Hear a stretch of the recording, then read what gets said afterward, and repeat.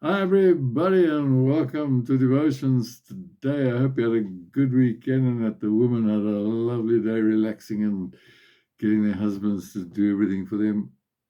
Well, now, I'm told that the gyms like Virgin Active and etc. make most of their money by people who join and then don't go. Uh, about 10% of people kind of keep up their membership.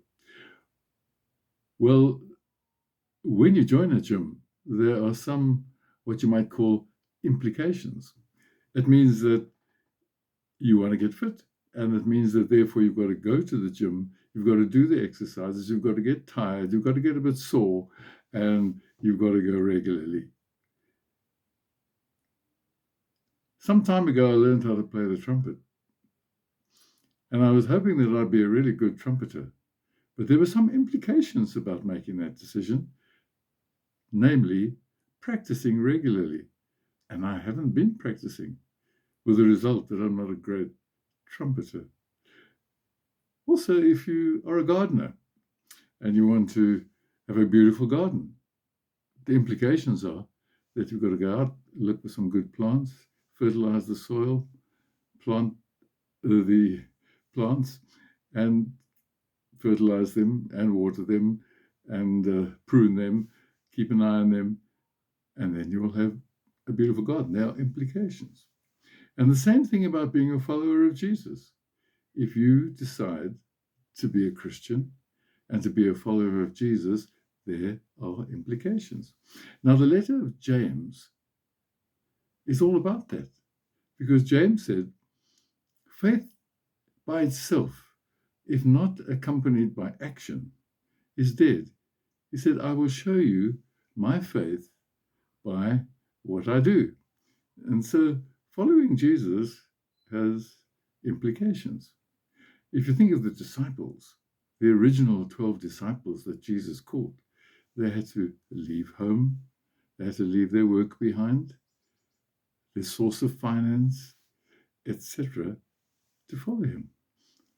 They were to stay with Jesus, they were to learn from him, and they were to participate in his ministry and the things that he was doing.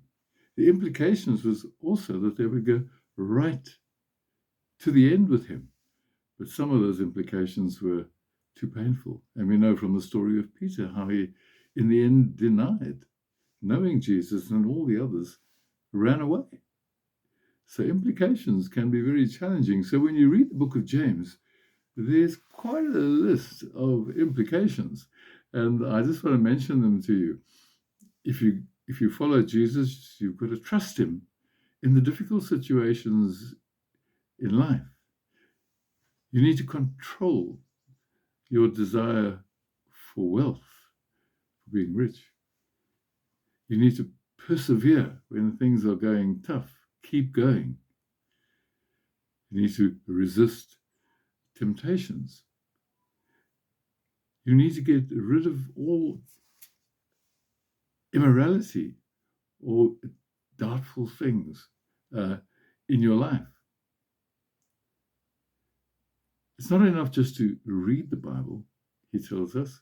We've got to put it into action. One of the tough ones is learning to control our tongues. He says we've got to look after people in need, like orphans and widows. And there can be no favoritism if we follow Jesus. We must treat the rich and the poor in the same way.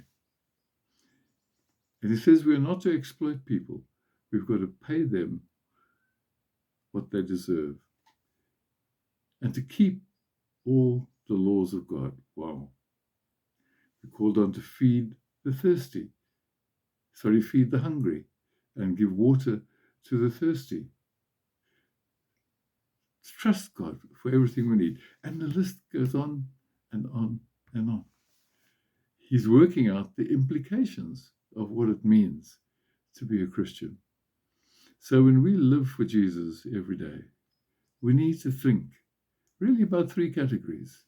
Those great commandments that Jesus gave. He said, love God with all your heart. What are the implications of that? I've got to love my neighbor as myself. What are the implications of that? I've got to love myself as well. And what are the implications of that? And then there was one other commandment, the new one. We are to love our fellow Christians. What are the implications of that? So may God give us all the grace and the strength to live out the implications of our commitment to Jesus and our faith in him. May God bless you as you work on those things this week. Bye for now.